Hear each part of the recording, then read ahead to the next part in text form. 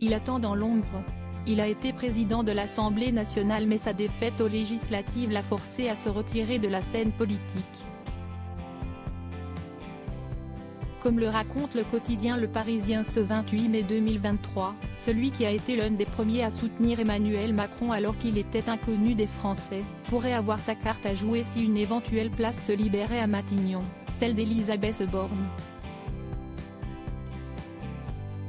Ce favori n'est autre que Richard Ferrand.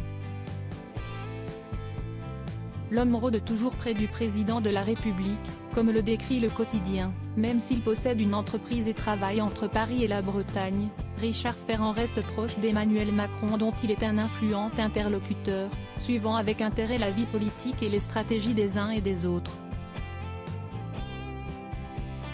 Remplacer Elisabeth Borne à Matignon serait une curieuse récompense pour un perdant aux législatives mais rien ne semble être écarté par le chef de l'État. Elisabeth Borne, Bruno Le Maire. Découvrez les ministres à leur début. Elisabeth Borne critiquée par ses collaborateurs. Elisabeth Borne traîne la réputation d'une dame de fer accro au travail et ultra exigeante avec ses collaborateurs. Quitte à humilier et à faire trembler les murs, comme certains récits ne manquent pas de le rappeler depuis sa nomination à Matignon. Une réputation injustifiée ? Pas à en croire Challenge, qui publie de nouveaux témoignages dans une enquête consacrée à la locataire de Matignon. Si est-il une terreur ? Elle peut être d'une extrême brutalité, confirme par exemple un pilier de la majorité présidentielle. L'hebdomadaire raconte également une scène qui en dit long. Où est votre note ?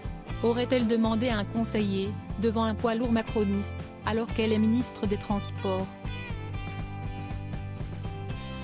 Mais vous l'avez madame la ministre, répond le technocrate, mouché illico, ce n'est pas une note, si est de la haine. Craignant ces humiliations, certains iraient vomir dans les toilettes avant de l'affronter, écrit Challenge. Crédit photo, Gabriel César Poulbest Images.